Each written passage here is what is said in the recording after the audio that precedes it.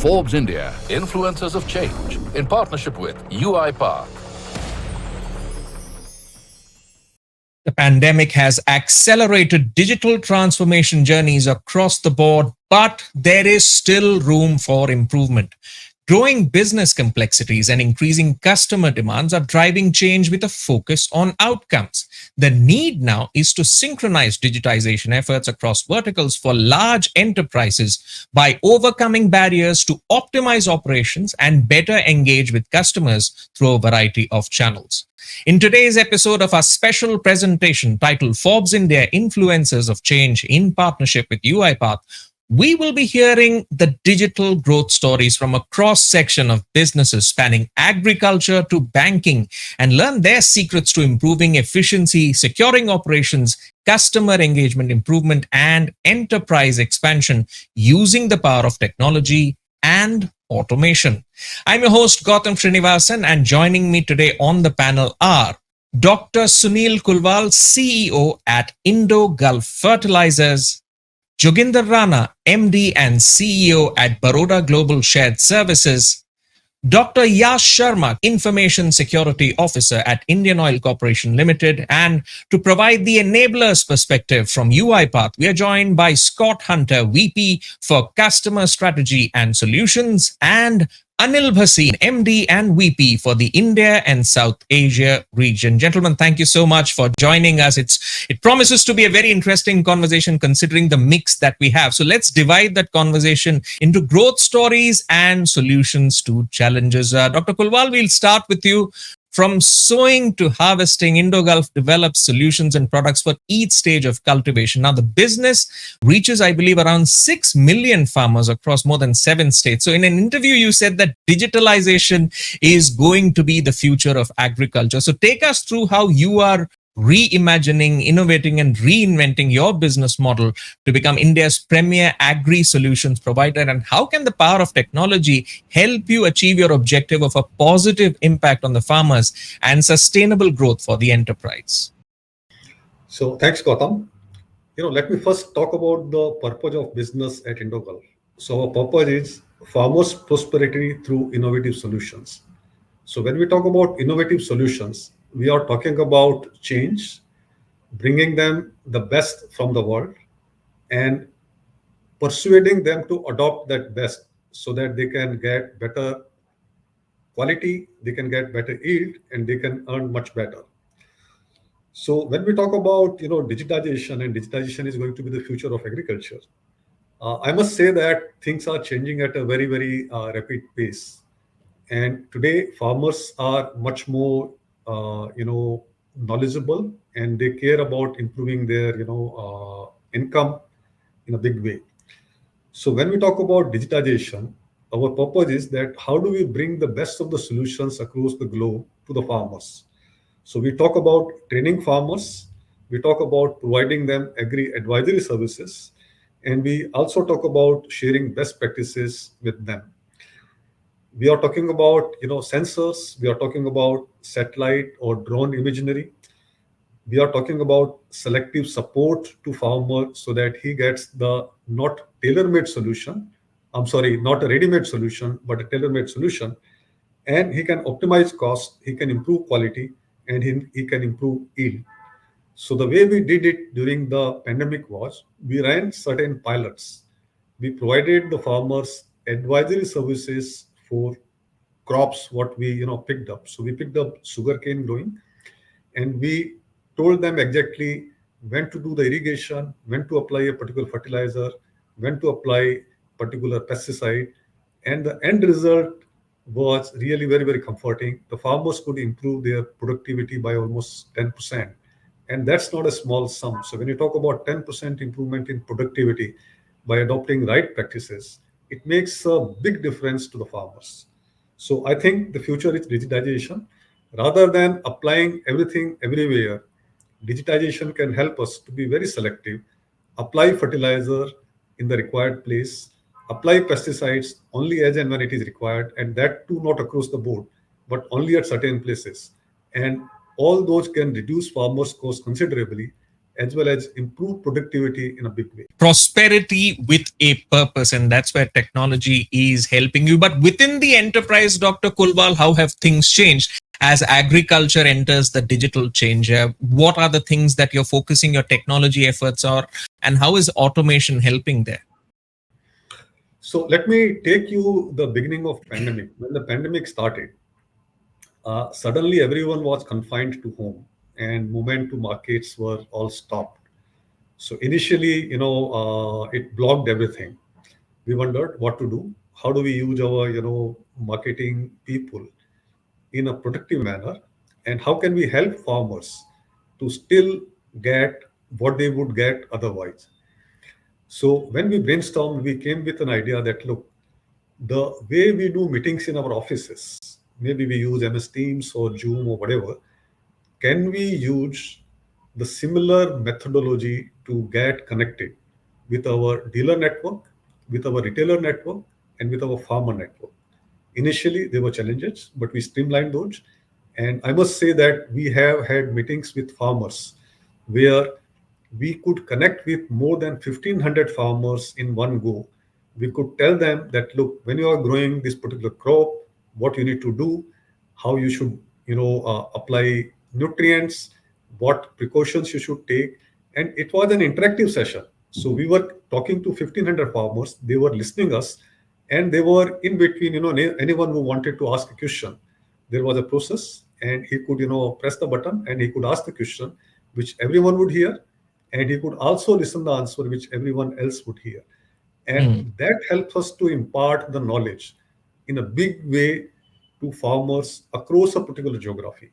Initially, when we talked about pre-pandemic stuff, we used to have chopals where at a time we will connect with maybe 50 or 100 farmers, not more than that.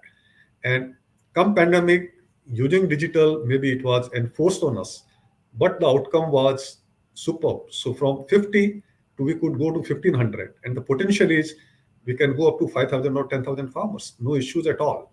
So initially, it blocked, but I would say finally things rocked, because you are now talking about, very effective way of communication. You are talking about interactive communication so that your resources are much greater used for the benefit of, the end customer who is farmer for us. All right, that's the technology growth story during the pandemic for Indo-Gulf Fertilizers. Let's shift focus from agriculture to banking. Mr. Rana, how does digitization enable large banks to catch up and compete? And what lessons does, say, the fintech sector hold for banking in terms of streamlining client interactions and managing back-end processes? I believe Baroda Global Shared Services operates a state-of-the-art center to handle a volume of major back-office processes across the Bank of Baroda. Now, besides sharply reducing turnaround time for loan disbursements, what are the use cases which are ripe for benefiting from, say, automation for large banks, and how can technology partners help in this context?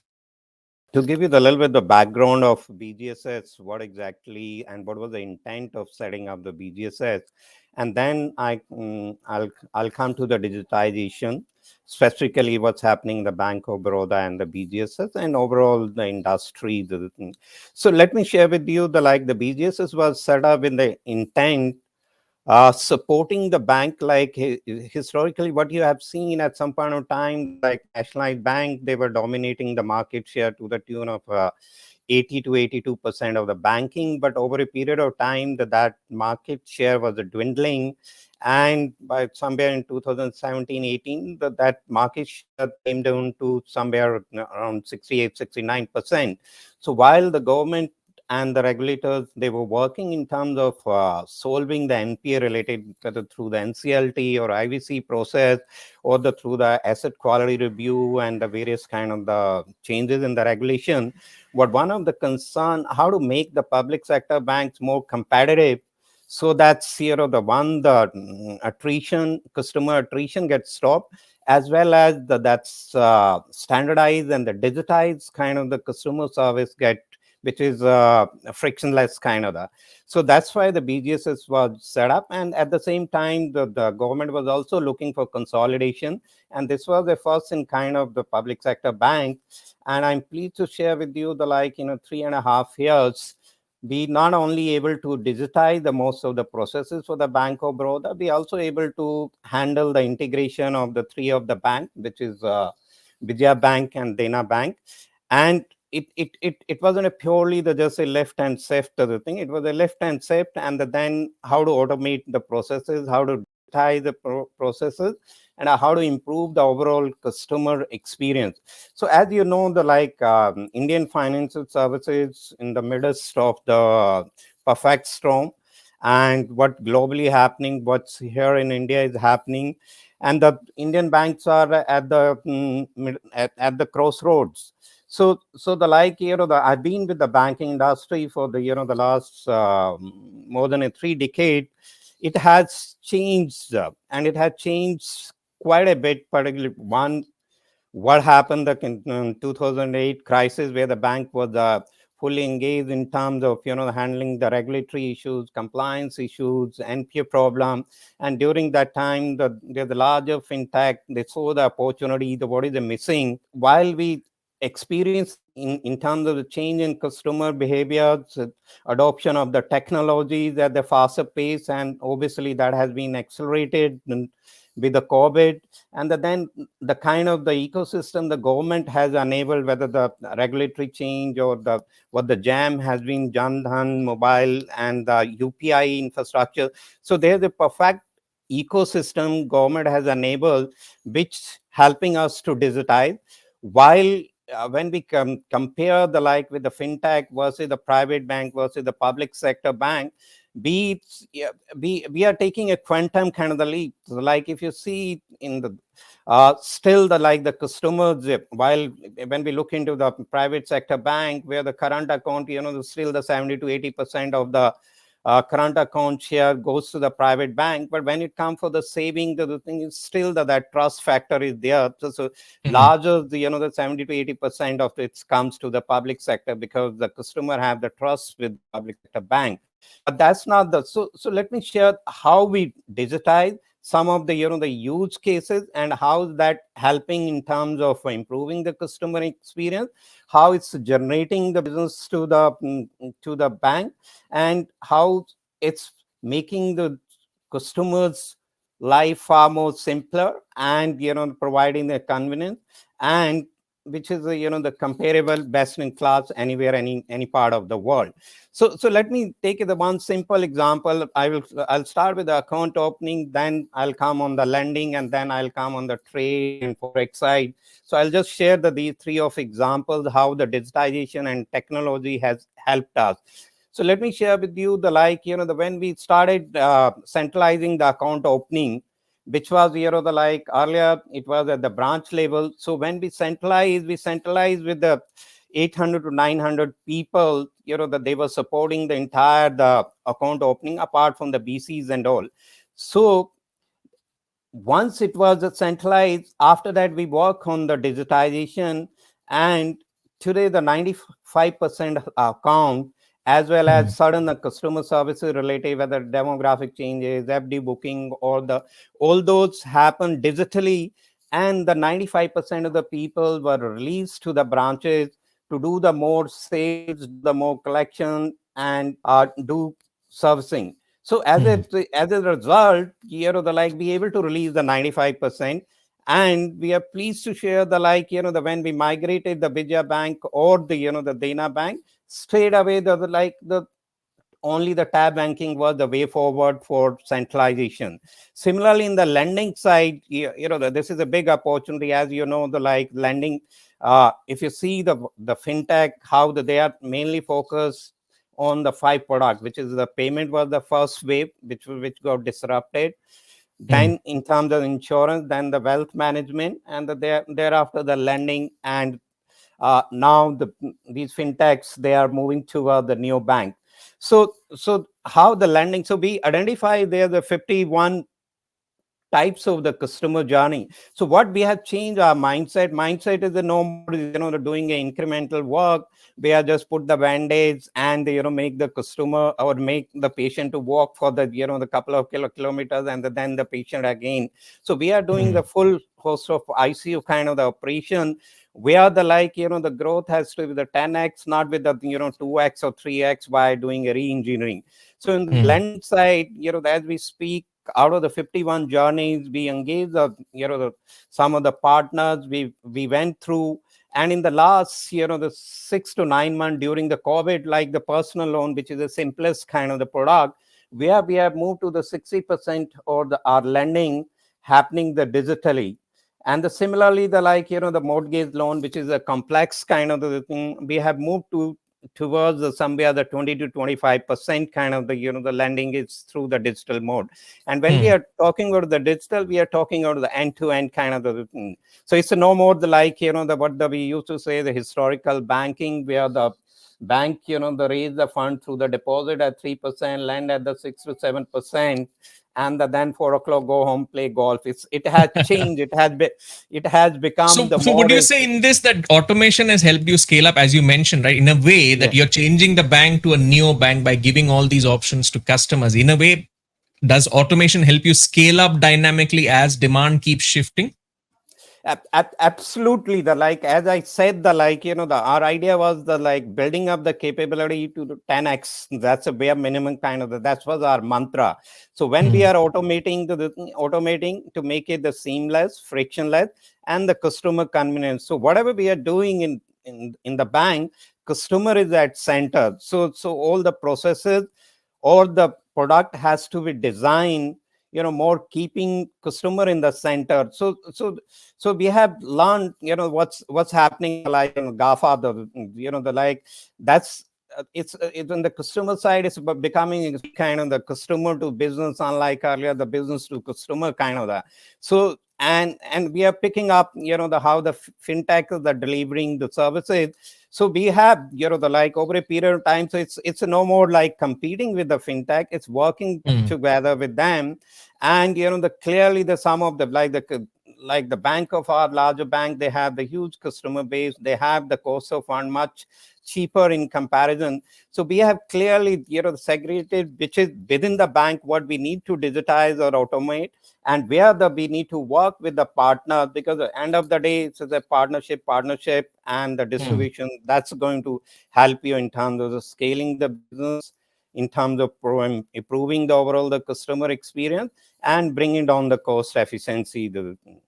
All right, you mentioned about that collaboration happening between banks and fintechs. We'll explore later what challenges that itself presents. But let's move on to understanding about how growth also presents, the factor of securing digital transformation. And I'll bring in Dr. Yask here. Dr. Yask, in terms of securing digital transformation for large enterprises that say operate in sensitive sectors, how do you balance that automation element to stay ahead of threats amid, say, regulatory compliance needs and extensive company processes, and still enable innovation and agility? This is a question, and this is just, this is something that we have been debating. And when I say we, it is the security professionals all across the globe who have been debating. This is a very tightrope that one has to walk. On one side, as the other two speakers also mentioned, there's a lot of activity happening. We are talking about digital transformation, that being a umbrella term under which so many things are happening, especially from the customer centric side. So let me just take a step back on this. When we talk about securing the data, first let's understand from where exactly it is coming. Transformation journey, everyone is going through that. It's just about connecting the dots, whatever the silos that the organization has, is trying to bring that under one single umbrella. Three major areas, I guess. One obviously is the customer centric one. Then the second one, in fact, which is often neglected, is the operational efficiency, trying to optimize the processes. And third is the innovation part. I think the other two gentlemen also mentioned how things have been done in terms of the processes, the fintech and all that. However, if you see, all of this is producing humongous amount of data. Now, you asked this question, how does one secure it? The point is that as we start connecting putting more and more, one of the most important success criteria for digital transformation is the information that we are getting or making out of it. I might collect a lot of things, I might have so many devices to collect a lot of data, but am I making something, am I getting something meaningful out of it? That is one part. The other part you said about the compliances, all the countries across the globe, and it is not just limited to this section, say this side of the globe, are wanting to tighten the controls over the data that is flowing outside the country, outside the geographical boundaries of the country. So there are certain regulations that have been put by the governments. Now, how do we secure it? How do we manage both of these things? There are certain requirements. Although this goalpost is always moving. When we look at this kind of a journey, what we have to basically start with are some of the foundational requirements when it comes to the data, where exactly it is going to reside, how it is going to be treated, who all is going to view it. I think what is important for the larger enterprises is to not just decide. Key part is to have a data strategy. What all data is to be first collected? What all data is to be processed? Let's say by insiders, outsiders. What all data you are allowed to do. There is always going to be a risk. The risk based approach is something that one has to go with. There is always going to be a risk the moment you say that I would now want to connect, let's say, the part which was not earlier giving me data, the assets which are being connected, the physical assets which are being connected. Now I'm collecting the data out of it, taking the data from it.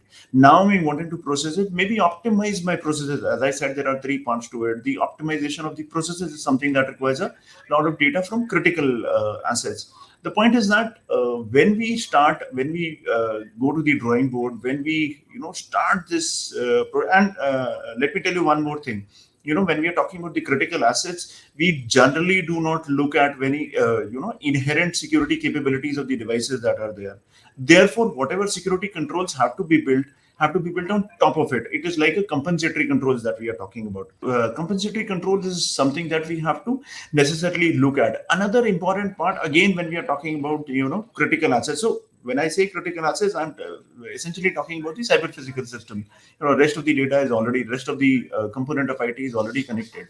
So what we need to do is not just control the data. We also have to ensure that the movement of data from the inside boundary of the organization, and here we are not talking about the geographical boundaries. There's a lot of talk happening that the perimeters are now dissolving. So what needs to be done, what needs to be ensured is the flow of the data from where it is going, from where it is going to initiate and land where. Two very, very important part: what exactly is the information that is going to be derived out of it? If I can derive a certain information from a data, my adversaries or the attackers can also derive the same information. So is it going to make some sense for them? Can I make it in such a manner that even if the data lands into the hands of my attackers, they would not be able to make any sense out of it? Can I anonymize it, for example, especially with the critical assets? So these are some of the aspects that we look at when we talk about transforming or maybe picking up the data. The moment you talk about transformation in critical assets, it's all about IIoT. I'm sure all of us would be concerned about. At least the security person would be concerned about the IIoTs and the data coming from the cyber physical systems. I think with the tighter controls, the compliance requirement, and I always maintain that unfortunately, the cyber professionals have to work under the or have to comply to these regulatory requirements, whereas the attackers do not. Therefore, it's a very, very big challenge for security professionals to, on one side, manage and maintain the cyber compliances, regulatory compliances. On the other side, also align to the business requirement, wherein they are wanting the business very justifiably is wanting so much of things to be done so much of data that is being collected. It's a difficult thing to do for sure. Absolutely. It's a war every day when it comes to security. And of course, as the channels open, as you mentioned, industrial Internet of Things, there's more data streams coming in. So you need more security protocols to make sure that everything goes seamless. Meanwhile, let me get in the enablers to get their point of view, considering what they've heard from our panelists. Scott, let me get you in first. How do you think large enterprises with many subsidiaries, where say some companies might be digital first and others are grappling with legacy heavy operations, how can they reconcile and streamline the way they work using the power of technology to leverage the benefits of cross-functional collaboration? Could you give us some global use cases in areas like, say, energy or agriculture or banking? Sure, I can do that. So it's very interesting. Of all of our panelists, we talk about this idea about automation at scale, and this is something where when I have the dialogue with executives, they're always concerned about, Scott, how do I get to automation at scale? So it starts off with the executive sponsorship. It then continues on about their operating model, and then what governance processes that they actually have in place. And then with that governance process, which business processes and use cases do they actually apply? And so this is where oftentimes I'm asked to come back and actually run a series of workshops or calculations to understand how much value is actually in each of the business processes. How do I prioritize the business processes? And then how do I take those and then automate them at scale to drive a financial metric back to my bottom line or my top line growth? And again, it is kind of customer centric, and how do I optimize this? So in the banking space, we're seeing a lot of use cases in regards to loan approval, loan optimization. How do I reduce the cycle time? How do I understand what the customers are trying to go through? How do I validate the loan? And so those are kind of use cases that I see on a regular basis, say in a banking loan processes. The other area that I start to see are about customer kind of service when they do a call center. And so we start to see standardized kind of architectures like an SAP backbone with ServiceNow, with Salesforce. And a typical operator has to open up, say, 13 different screens. And they have to know what they're doing. There's a lot of chance for error. They open the screen, they get the customer on the phone, and that's the first thing it says, what's your employee ID number? They type that in, and then they close the screen. Then they type in the next piece of information, close that screen. They type in the next piece of information, close that screen. And after about 5 minutes, they finally get to the point and say, what do you want to do? Oh, I want to change my password. And so it becomes a very long process with a chance of a lot of different errors. So now when you have automation at scale, you can actually launch the robot. The robot opens all 13 screens. You ask the person, what do you want to do? May I have your employee ID? You fill in that employee ID, it automatically pre-populates all the other systems. And then within a matter of about 10 seconds, they can come back and say, and what would you like to do? I want to change my password. The call is completely over without any errors. So these are the kinds of things that we start to look at automation at scale. And it's something where anything we can do in order to do cycle time compression, improve the customer experience, anything we can do in order to actually resolve any kind of issue along the way, and then streamline the business processes, that's what we're trying to drive to. And we see it in oil and gas, we see it in banking, and I've even seen it in agriculture and several other different kind of sub-processes and sub-industries. So I do think it's very exciting what's happening, but the business transformation starts at the C-level and drives all the way through the automation operating model, and understand what use cases you're trying to get to, and then how much value does each use case drive to an organization. All right, absolutely. It's when we talk about automation at scale, it's great to see that, even from a macro or a micro perspective, the focus of the usage of technology is on the context. How does it make things easier, simpler, and sensible? Meanwhile, that's the global use case. Let's look at the regional context. Anil, in the Indian context, let's say, how can the barriers to alignment between business units, operations, IT, and their dedicated automation function be removed to enable a more responsive organization that can leverage digitization to expand not just locally, but across the world? So, the first thing is automation, in my view, is now clearly seen as a catalyst for innovation by most companies, right? And And I think companies must make innovation a way of life. For me, it's a cultural shift, and I think, in my view, given the explosion around applications, given the fact that we are living in a hybrid model where data is residing not just on prem, it's in the cloud, it is clearly that I see automation as the only lever which can really connect people, process, and technology. And integration of all three, in my view, is not possible without automation. Automation is meant to reduce complexity, make it simple. And I would say there are three types of companies when you talk of barriers, to alignment with the business unit. So there are three thought processes, and they are linked to the kind of company you are. One is the legacy, and what I mean by that is there are companies they were leading firms, but they lagged because their adaptation to new technologies was slow, right? Because they are always waiting for others to get the benefits, prove that, and then kind of follow. So that, in my view, is a legacy thought process. The next is the next generation companies, where you've got companies who've stayed the course with the adoption of technologies and they moved with the times, right? And they are probably, I would say, really thinking in the present in terms of making sure they're competitive. The third is the cutting edge innovative companies. And I call this out specifically because the lines between these companies are blurring. Are they a tech company or are they a industry company? They have leveraged technology in a manner where they're shifting the business models and paradigms. So I think the first question is the companies need to ask is what kind of a company they want to be. And that can only happen when it's all customer focused based on the experience that I've seen across multiple customer adoptions.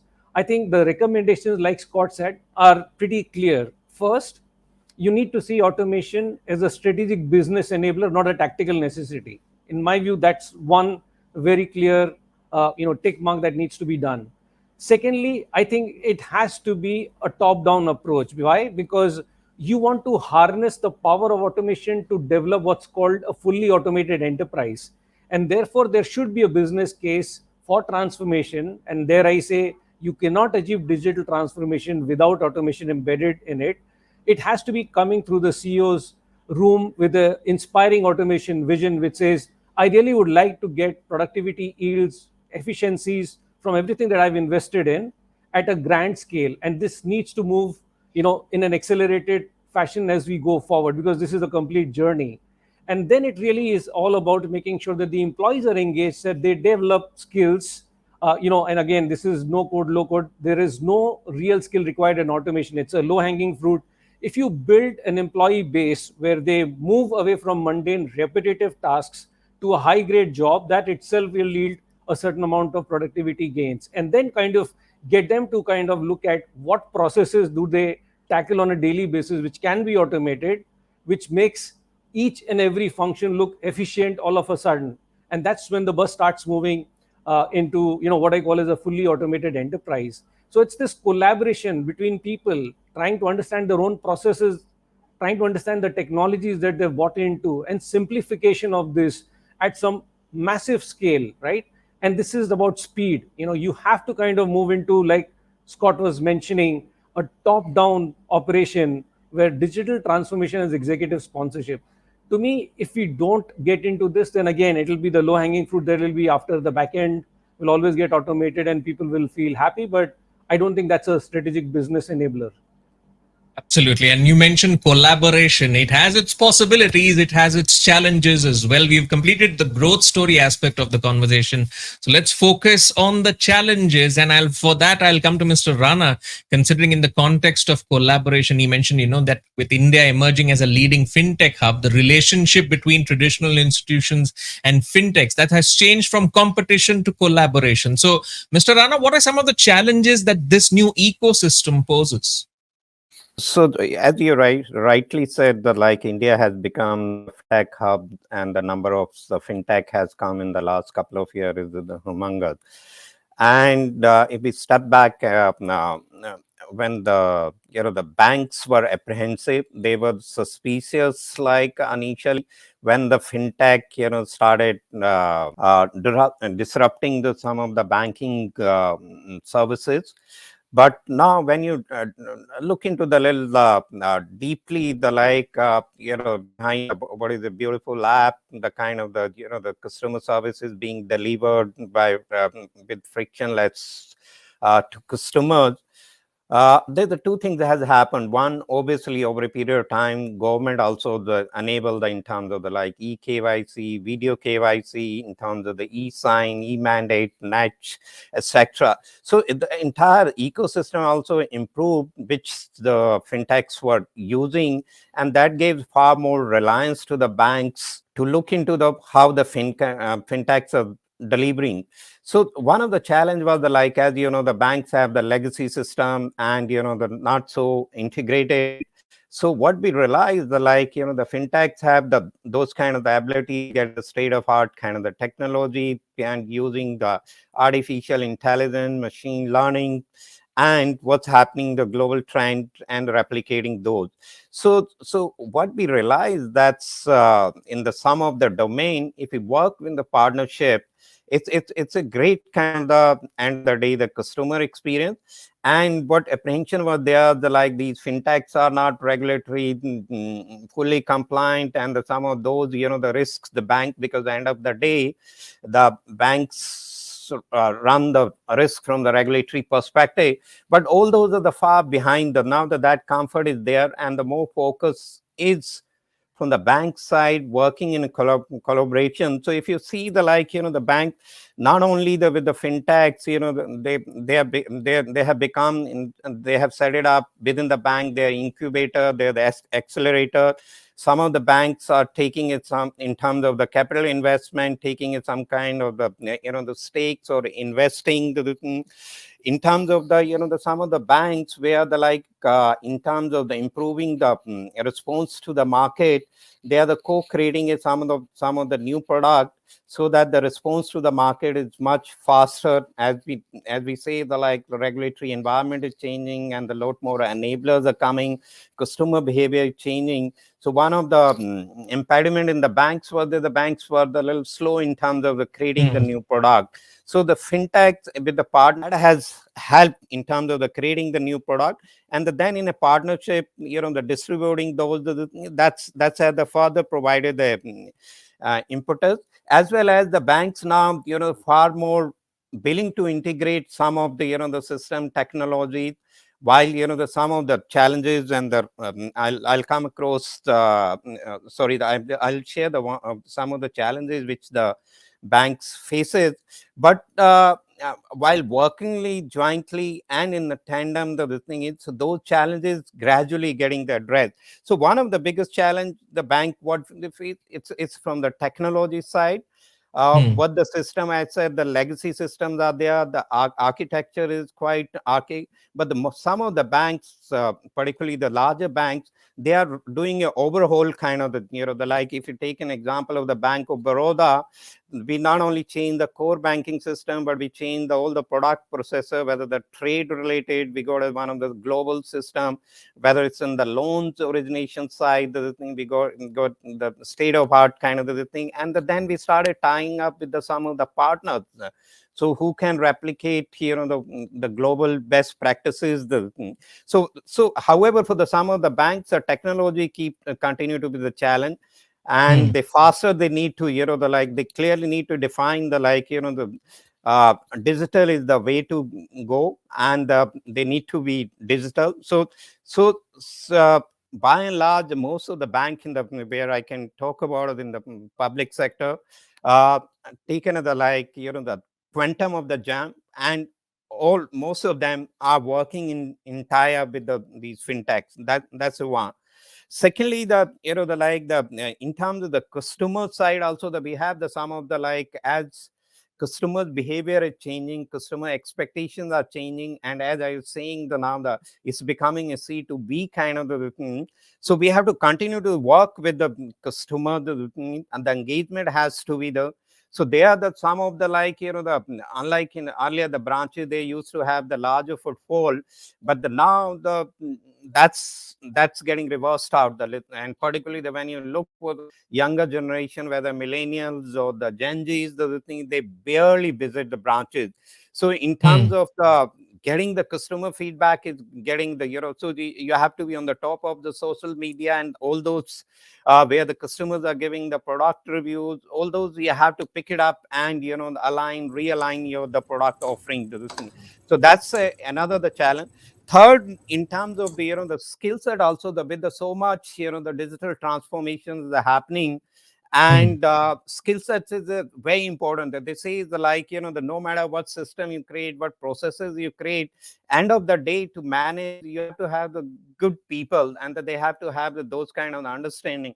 While there's a lot more happening in terms of training, coaching, hand holding, upskilling the skill set, but this is another the area where the banks continue to struggle. Yeah. And then obviously the regulation at this point of time, while some of the regulations are very loud and clear, very explicit kind of the thing, some of the area those are the gray, and they are the kind of the views taken by the bank versus the fintech continue to drive that. And I'm sure that the thing, as we go along, there would be the lot more clarity that as the regulators working on this in this space, so that will help out. So I think it's just a matter of the time when all these challenges will be behind us, and all of us need to work collectively, all the stakeholders. So Absolutely. That's an optimistic view that, okay, as time passes by, these issues will be solved. But I just want to focus on one of the challenges which you listed, which is data management. And let me get in Dr. Yask and Scott's perspective on this. Dr. Yask, what are the data management challenges of today and tomorrow that are yet to be addressed for large and diversified companies in terms of integration? Any basics or best practices that you could share? And then we could come to Scott for his perspective. Right. Yes. Data management is a huge ask now. As I said earlier, and in fact, as everybody else has also mentioned, in fact, Anil mentioned a very interesting point that automation is one of the low-hanging fruits. I'll start with that. Come to the data management part. Automation is the most required thing now. In fact, I would say that the requirement of automation is more than the relevance of it now. Why is that important? We talk about data. We are collecting data from places from which earlier data was never used to come. The point is not just about data. It is, I can collect it from as many number of places, as many points as I want. The point is, am I making, as I said earlier also, am I making any sense out of it? What is important is the information. I think it is not just data management, it is information management. One useful information that I'm making out of it. There was a term coined, and I'm talking purely from a CISO's perspective. There was a term coined way back in World War II, which was alert fatigue. Same thing is now happening. We are getting so much of data that it is really becoming difficult to handle it. So, and the question that you have asked is from the areas which are yet to be explored. Now, even in the current state, last 20 odd months, 18, 20 odd months, the transformation has been so fast that most of the companies have not been able to really match up to it. The adoption of technology on one side is happening at such a rapid pace that the decision making is probably not making, keeping up with it. While I am collecting a lot of data, while I am doing that, am I also doing it the way it is supposed to be? Am I meeting the objective that it is supposed to meet? So the challenge that I think when it comes to data management, again from a securities perspective, is how do I would say the first thing that we talk about is how do I minimize the false positives? I might be getting a lot of inputs, but am I getting any actionable input is something that I am really worried about or concerned about. In the next couple of years, automation is, again, when we talk about security, the important thing that we look now is to reduce probably the detection time when it comes to any kind of a malware which is inside the network. Automation is the key which is helping us in trying to reduce that. Same goes for rest of the data. Transformation of the business processes or the customer experience or the innovation. All of these are objective driven, and one of the objective probably is, for example, let's talk about a typical process in which the requirement is to, let's say, optimize and reduce a certain time. I am collecting the data for how long, and sorry, I keep on coming back to your earlier points. You mentioned about regulatory requirements also. Again, that becomes a very important part of the data management strategy. One, I have that data, compliance requirement also. Two, for me to make sense, it needs to have a lot of learning in it. It is not simply that I just plug into an automated or an intelligent system and it'll start making sense. It has to learn, which requires a lot of time. Third part was the fatigues that I am talking about, trying to iron out those issues, remove all the false positives. In totality, if I am looking at the data, not only it is the volume of the data that is important for me, it is also the quality of the data that is equally important. So 2 points: how long, what all sense, what kind of a data am I getting? Am I just simply getting everything and anything? Am I getting information? So these are a couple of things that we look at when we start exploring new areas. And let me tell you, there are multiple areas which are yet to be explored when it comes to connecting the dots, when it comes to integrating the silos which are working within the organization. There are still a lot of gaps, still a few steps to be covered before we actually reach the destination. All right, let's see what Scott has to say, considering it's still an ever expanding expanse, and every day there's a new challenge, but there's a new opportunity as well. So from your perspective, Scott, considering the data management challenges of today, how does automation solve them today and also provide answers for tomorrow? So Dr. Yask actually hit on many of the different points. And so I also look at it in versus structured versus unstructured data.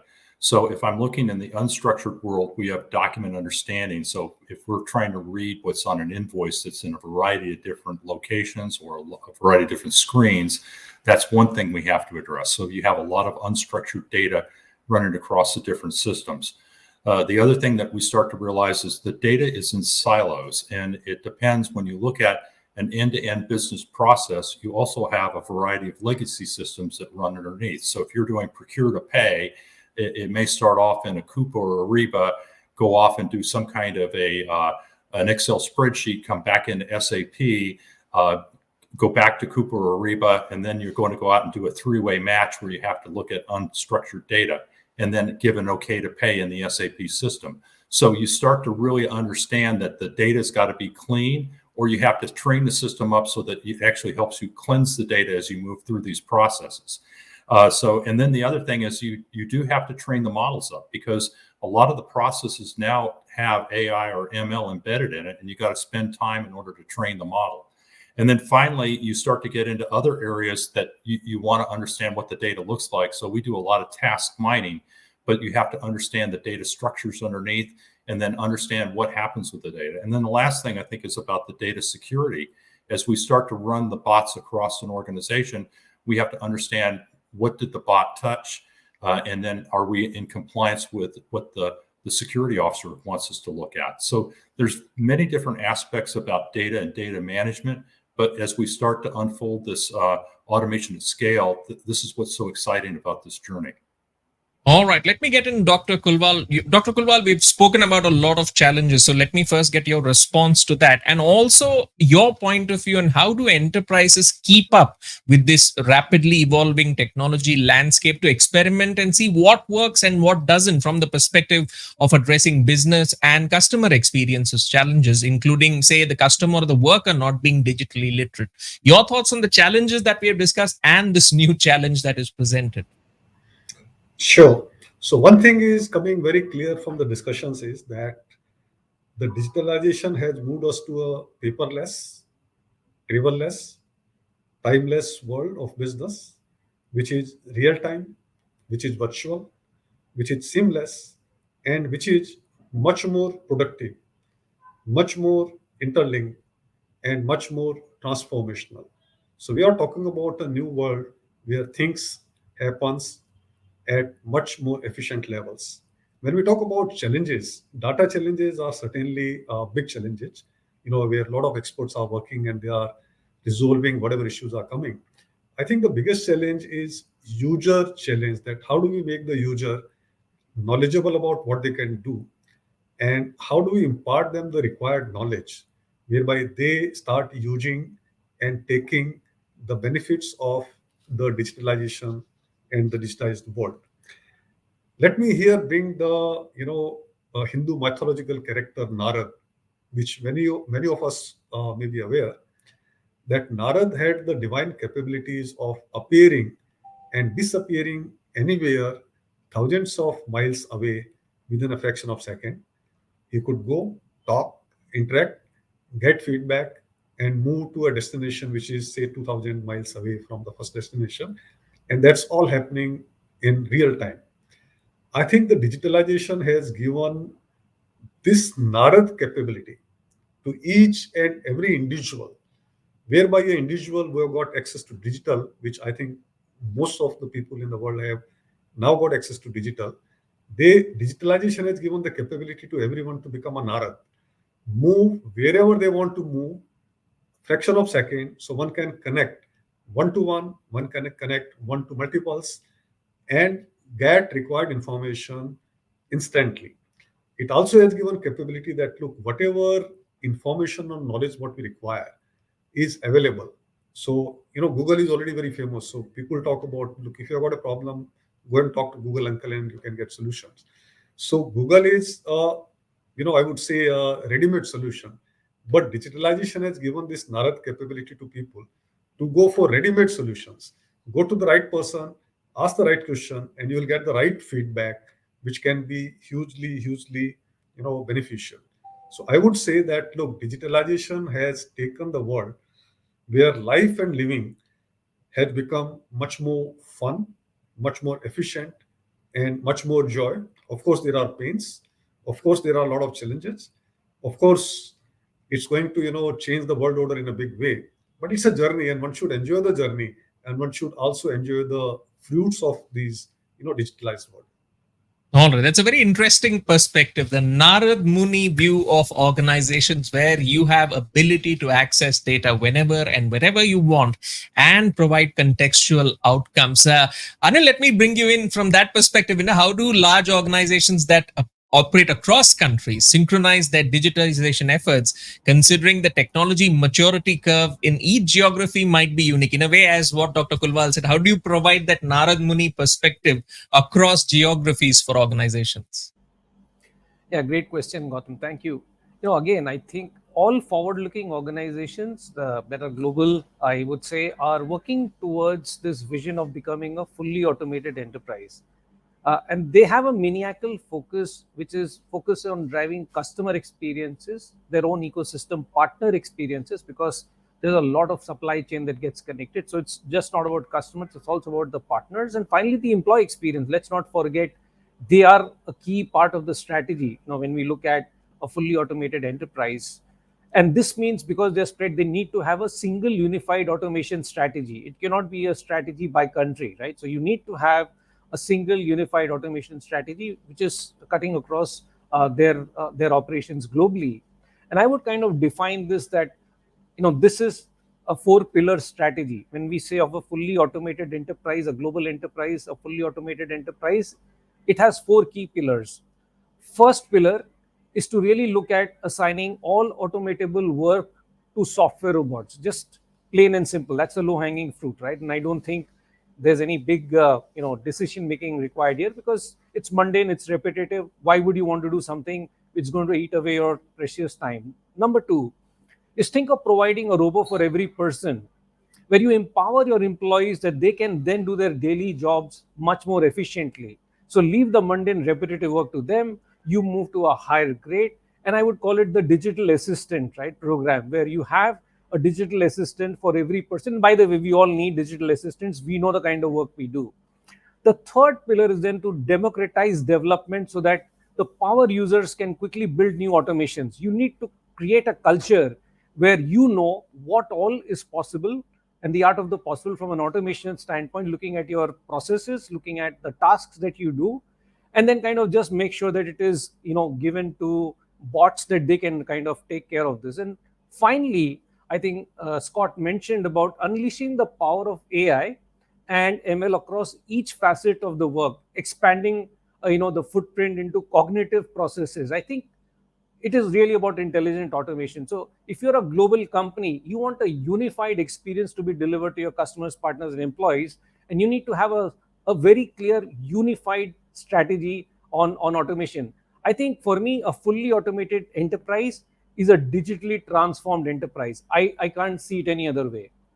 All right. A fully automated enterprise is a digitally transformed enterprise. We're almost out of time, so I'll take a sliver of what Anil mentioned, which is about the possibilities that AI and ML offer, and get the final view from Mr. Rana and Dr. Kulwal on that. Mr. Rana, we'll come to you first. Your view, the summary view rather, the fact that technology has leveled the playing field and allows for smaller competitors to scale up rapidly and match larger companies. How should larger players adapt and change their thinking around value and outcomes to leverage the power of AI and ML for growth? Your view first, and then we'll sum it up with Dr. Kulwal's views. Let me start here. In the mind, past lives. I was earlier working for the smaller bank, and that was a bank of the new age.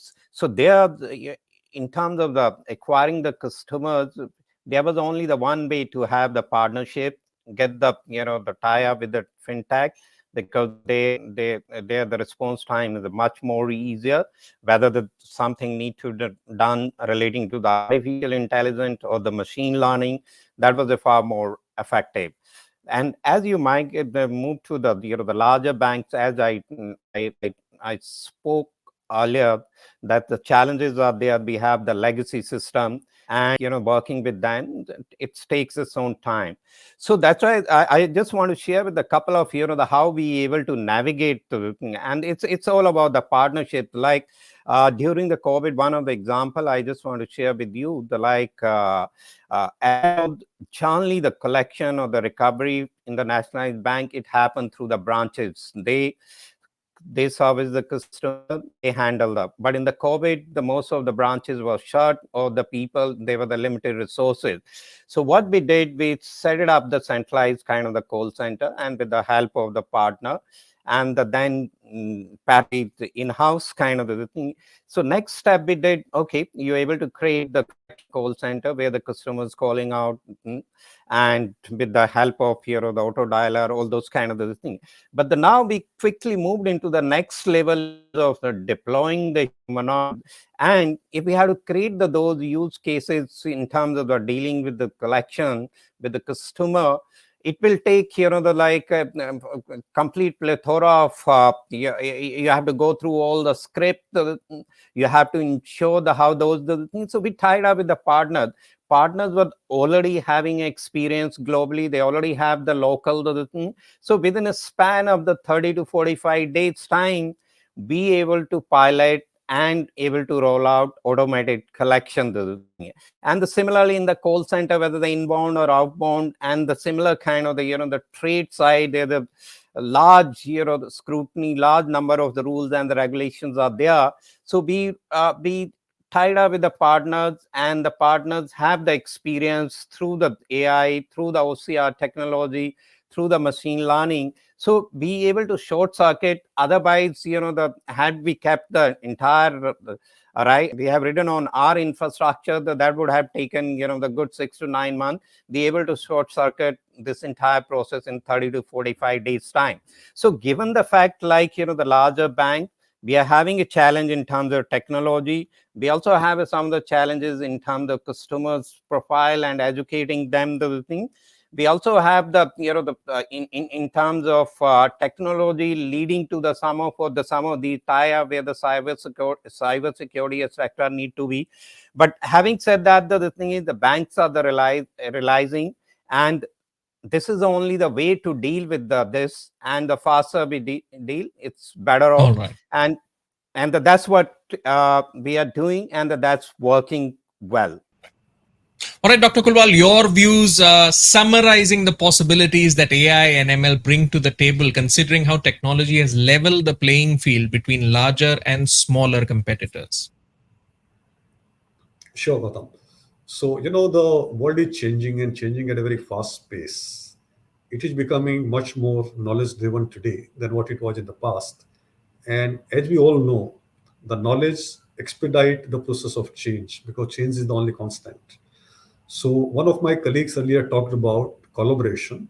I think it's time to collaborate rather than compete. So we talk about collaboration with customers, we talk about collaboration with dealers, we talk about collaboration with suppliers, and we also talk about collaboration with competitors. So when we talk about a larger organization versus smaller organization, I think both bring on table certain capabilities which are unique. So larger organizations will have benefits of scale, benefit of supplementing digital with physical presence due to their big distribution network, and they will have systems and networking capabilities. Smaller players will have innovation capabilities.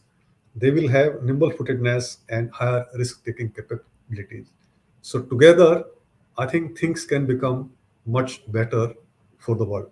So, when we talk about partnering or collaborating with competitors, I think every competitor will bring on table certain unique capabilities, unique mastery of certain stuff, and together, once we combine them, that's going to bring a excellent recipe, which is going to be the best from the end customer point of view.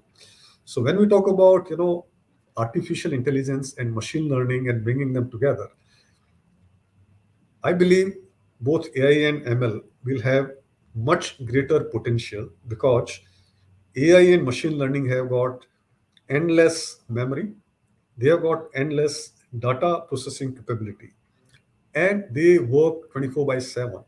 So a human being will have certain limitations. Of course, they will always have certain huge advantages compared to machines, but they will also have limitations. And machines, because they won't have those limitations, they will work 24 by 7 with all past experiences, with all the learning, whatever they have had, and they will bring solutions which is going to be much superior and much better for most of the cases. So we are talking about a much better world with the use of AI and machine learning. The challenges are going to be there. They are going to be enormous challenges, but it's human to find a solution to challenges. Let's look back what pandemic started with. It was it was looking like that everything is blocked, but down the line, when we say 1 year down the line, I think everything have rocked. Everything have we got much better perspective of so many things what we did not have in the past. So again, AI and machine learning will have a lot of challenges. Those will be overcome, and we will have a world which is going to be a much better world to live in. All right. On that optimistic note about a brave new world, which is marked by collaboration, opened up the possibilities opened up by AI, we will conclude this talk around how a cross section of enterprises spanning agriculture to banking have navigated the choppy waters of digital transformation successfully using the compass of automation. I'd like to thank all the panelists for sharing their insights and lesson with us here on Forbes India Influencers of Change in partnership with UiPath, and a big thank you to our viewers as well for tuning in. Till next time, this is Gautam Srinivasan signing off.